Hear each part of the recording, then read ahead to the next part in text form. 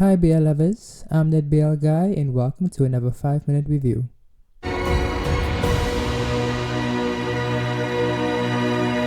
Today we'll be reviewing the BL drama Never Let Me Go. Nung Diao is the heir to a prestigious family. His status has forced him to grow up isolated with no room for imperfection. Then his father is shot to death right in front of him. Now he and his mother's lives are in danger. The son of a loyal family employee, Palm is appointed to protect him from the dangers in and outside school. In his life of uncertainty, Palm's presence leads Nung Diao to new experiences. Never Let Me Go is a Thai BL drama with 12 episodes, roughly around 53 minutes per episode. Our two main roles are being played by Pond and Pooin. One review says, makes as much sense and is about as entertaining as an 80s song medley. This may start off as a youth romance but pretty fast takes a turn to the kids acting like adults with adult gangster problems. Or is it corruption, murder CEO problems? Though the drama does have some fluff and a whole lot of cliches, what strikes me the most is the dim beige grey lighting that adds a slightly depressing feel to the drama. And even though they spend a lot of time at the beach, I feel like I keep missing the sun. The acting could be better. There are some sweet, well-performed moments here and there, but neither of the leads are very good with facial expressions and emotions. That said, both are pretty good at delivering physical scenes as well as action and tension. However, the moment they are supposed to feel something, it just becomes cringy. Be it sadness, love, not lust though, anger, it just feels off.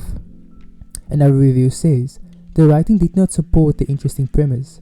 Overall, I was super excited for a twisty action thriller, but the nonsense cliche plot turned this into just another teenage GMMTV BL series. Content warnings, murders, attempted murder, beaten up violence, bullying, blackmail, manipulation, unwanted public outing, drugging, kidnapping, all of that. What I liked, that the first scene wasn't a flashback or flash forward. The beginning first episode hooked me. Chopper and Ben Perf did a great job. Production value minus my quibbles in Room for Improvement. Room for Improvement, there's a lot of nonsense plot things, some of which could have been explained with a few lines or a short scene, and that makes it even more ridiculous. One example, a high schooler is a full-time fisherman and he happens to fight and shoot a gun really well. Getting to my opinion, I also kind of was excited for the premise of this BL because it's not really something we see a lot from GMMTV. Gangster type of vibes, fighting, crime, just like something a bit different other than high school dramas, BL series.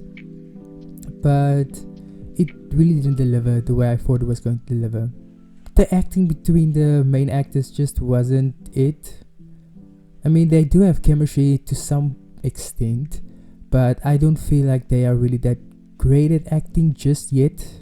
Like, I feel like they need more improvement, better acting skills. Like Pond, for example, the acting is pretty stiff there, if that makes sense. Like, there's no really any emotions. Like, when I look at Gemini 4, I don't really want to compare because this is not about them, but they are so young, but they, especially 4, can convey emotions so well on screen, and that was his first acting debut. And now I feel like Pond and Pooin have done a few roles before. Yeah, I really think they could have done better in that part. The story just, I don't know, it just reminded me of Batman. Like with Bruce's parents dying in front of him and then him trying to get revenge to some extent. Like, that's kind of the same thing, they run his way. I don't know, that's just what it reminded me of. It really wasn't the best BL series I've ever watched, but it's also not the absolute worst, So now getting to my rating. For story, the story did have a lot of potential, but it really didn't do what I think it was supposed to do, so I would just give it a 5 out of 10. For acting and cast, the side characters did a pretty good job. Like, I really did love Perf's acting, and Chopper, what was his, I don't really know the actor's name by now, but those two, they acted really well. I really like them, so because of them I'm gonna give this a bit more of a higher rating, so I'm gonna say acting and cast 6.5 out of 10. For music, honestly, I can't remember anything about the music. There are a few scenes where the music really helped, mostly more romantic types of scenes, so I would say I would give the music 7 out of 10. And for rewatch value, I don't see myself rewatching this ever, so 3 out of 10. Yeah, so that's my rating and my review of Never Let Me Go. I watched this show a couple of months ago, and honestly I can't really remember a lot of what exactly happened. What I do remember distinctly is that the time where they were at, I think it was Palm's mom's hotel or resort and something. That whole section and scenes that happened there, I really liked that. But other than that, it really didn't do anything for me.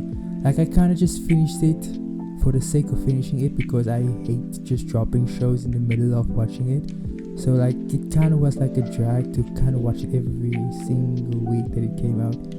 But it's not like I totally didn't like it or hated it. I did enjoy it, some of the parts. So yeah, do with that what you want. If you want to watch it, go watch it. If you don't